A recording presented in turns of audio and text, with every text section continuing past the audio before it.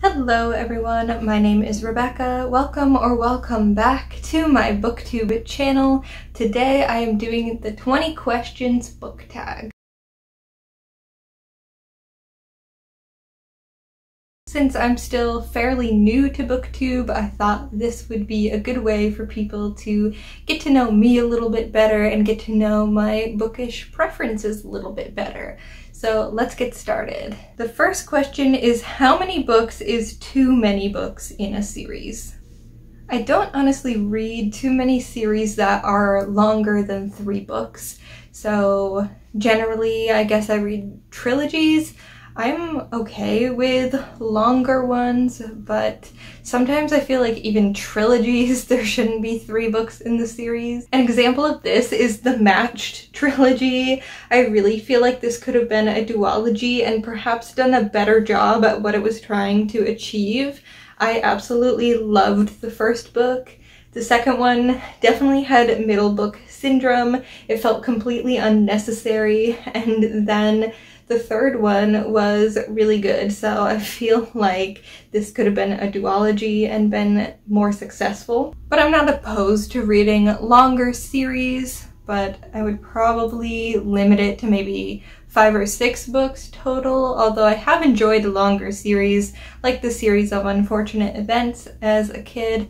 So I think it really depends on the story and whether or not the story needs to be continued or if it should just kind of be left where it is.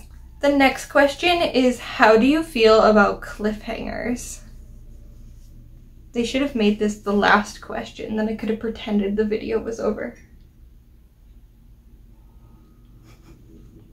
I'm terrible. I'm generally okay with cliffhangers. I feel like a lot of the time, if the first or second book in a series doesn't have a cliffhanger, I am less likely to pick up the next book in the series, because if it feels like there was a complete story in and of itself in the first book, I am fine with just leaving it. However, if it's the last book in a series or a standalone that ends with a cliffhanger, it depends on the story. If it still feels like that leaves it up for interpretation in like a good way and gets you thinking, I'm okay with it. I feel like that's a good way to end a story. But if it's just a cliffhanger for the sake of being dramatic, maybe, and you'll never get any sort of resolution, I'm not so okay with that. Question number 3 is hardcover or paperback? I generally prefer paperbacks for actually physically reading, but I do think that hardcovers look better on a bookshelf. So I guess I like a bit of both. I get really annoyed with the dust jackets on hardcovers. I feel like if I take them off, they get lost or wrinkled or something, and I want to keep the book looking pretty nice, so I don't like doing that. I also feel like it depends on the book. Sometimes I like getting new releases that are hardbacks right away so that I can read it immediately versus waiting for the paperback to come out. But if it's an older release, I love to just grab the paperback. Question number 4 is, what is your favorite book? My favorite book is The Fault in Our Stars by John Green. As you can see, I have various copies of this book. I think John Green just wrote this at the perfect time for me to pick up and read, and that's why this stands out a lot. At the time this came out, I was dealing with a lot of health problems and had an undiagnosed chronic illness.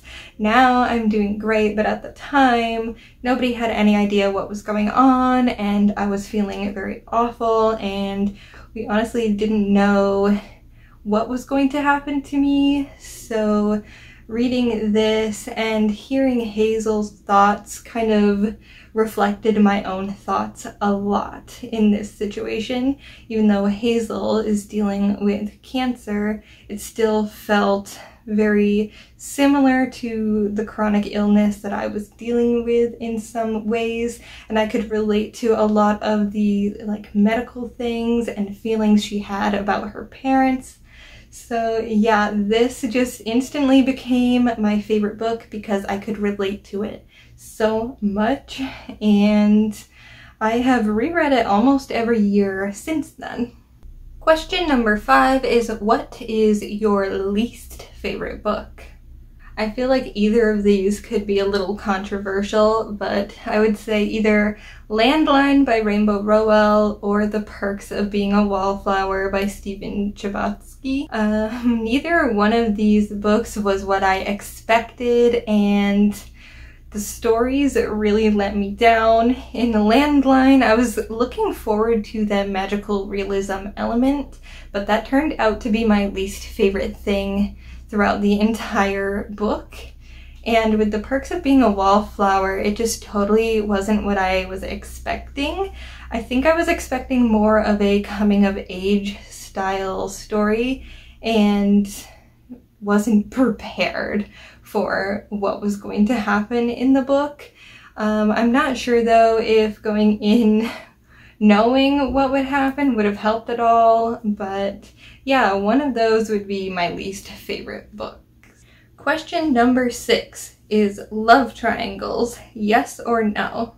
I used to be okay with love triangles in books, but I feel like especially in the young adult section of books, this ends up being overdone far too much for my liking. It just feels unnecessary to the plot of most books, and I would rather them just be pursuing one love interest. Question number 7 is the most recent book you just couldn't finish. And I'm really sad to say that this was The Vanishing Half by Brit Bennett, and I was so looking forward to reading that book, and I still do want to, but I just couldn't do it right now.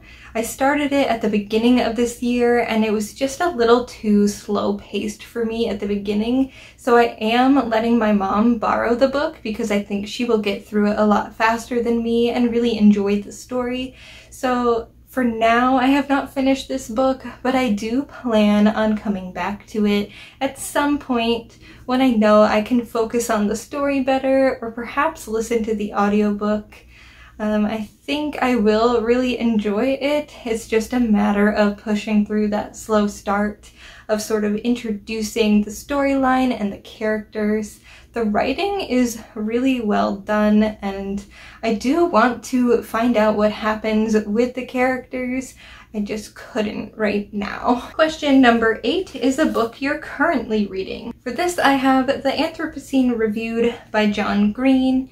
And this is a collection of essays that John Green has written that review various aspects of sort of life and the world by using a 5-star scale. I am about almost halfway through, and I am enjoying it. Just the fact that it's essays makes it a little harder to just read in one sitting. I feel like each essay really is thought-provoking, and I need a bit more time to kind of sit with what I'm thinking about each of the topics he's discussing, but I am really enjoying this so far. Question number 9 is, what is the last book you recommended to somebody? I think this would probably be The Vanishing Half. Even though I didn't finish it, I did think my mom would enjoy it, so I did let her borrow that. I think that probably would be the most recent one.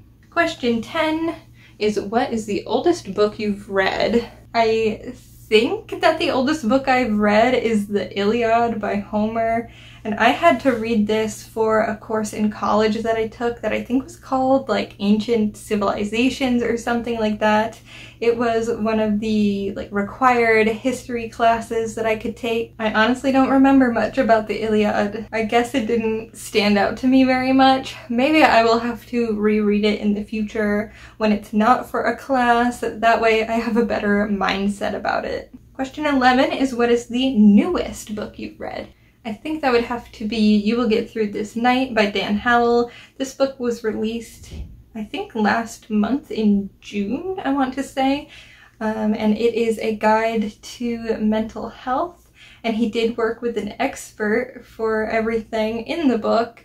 and he tells his personal stories along with the advice that he's giving you. And I think this was just really, really well done as somebody who struggles with a lot of anxiety. I think a lot of the tips are things I'd either heard before or didn't really know an explanation about, and this was really helpful with that.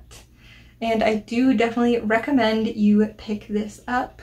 Don't be discouraged that it's like a YouTuber book. It is really well done. Question number 12 is, who is your favorite author? I would definitely have to choose John Green for this one. I've loved everything he's written, and I know John Green is kind of a stereotypical answer, but it is for a reason. His writing is amazing. Question 13 is buying books or borrowing books. This is a tough one because I really like to do both. I tend to borrow a lot of my audiobooks through Libby, through my local library, and then I do like to buy things from my favorite authors or things I think I will really, really like. I also tend to buy a lot of books secondhand. That's where most of my books have come from, either thrift shops or book sales, library sales, things like that. So yeah, it really depends. I would say lately I probably borrow more books than I buy. Question 14 is a book you dislike that everyone else seems to love. I would have to say Me and Earl and the Dying Girl by Jessie Andrews for this one. This is a book that I find gets recommended a lot for people who like The Fault in Our Stars, and obviously The Fault in Our Stars is my favorite book. I love that book, and everybody recommends it, I think mainly because both deal with cancer, and that is really the only commonality between the two books, that and the age group they're targeted towards. Me and Earl and the Dying Girl kind of follows this teen boy who is kind of being forced to be friends with this girl with cancer, and it was just all around bad. I didn't like any part of that book, and I don't know how people think it's similar to The Fault in Our Stars in any way. I'm glad that people enjoy this book, but it just really, really was not for me at all. Question number 15 is bookmarks or dog ears. I definitely prefer bookmarks. The less damage I can do to the book itself, the better. Sometimes I will annotate or highlight in books, but I still don't like dog earing things, I think because that's like bending a page, and also if you like fold a page, it's harder to write over because it makes like a bump in the paper. So yeah, just overall I prefer bookmarks. Question 16 is a book you can always reread. I honestly don't do a lot of rereading. I think the only book I could reread like every year would be The Fault in Our Stars. However, I don't always reread that book. I think maybe graphic novels would be really good for this. Like this Halloween, I would like to reread Pumpkinheads by Rainbow Rowell. I think just because graphic novels can be so short and quick to get through, it makes them an easier reread than a full novel. Question 17 is, can you read while hearing music? No, unless it is like only an instrumental kind of background noise. I find it really distracting when there's music, especially with lyrics in the background while I'm trying to read, but it really depends. As long as there's no lyrics, I'm usually okay and can like focus enough on what I'm reading. Question 18 is one point of view or multiple points of view. I definitely prefer having one point of view. I usually don't like books with multiple points of view. I find it really difficult to keep track of the different perspectives, or I just feel like it's there because somebody's going to die, especially if there's only two. There are very few instances where I think it works. One series that I think did multiple points of view really well was The Wolves of Mercy Falls. And I think that worked really well because some of the characters are werewolves and you have the other characters being able to talk about what is going on while they're not there. So in an instance like that, I think it can work, but generally speaking, I prefer one point of view. Question 19 is, do you read a book in one sitting or over multiple days? Usually it takes me multiple days to read a book. Occasionally, especially during like readathons, I can read a book in one day, or if I'm really enjoying the story, I can read a book in one day. But generally speaking, it takes me multiple days, sometimes even longer than that, unfortunately, to get through books. And then the last question is, who do you tag? I'm just going to say whoever wants to do this tag. I'm not sure who has or hasn't done this tag at this point.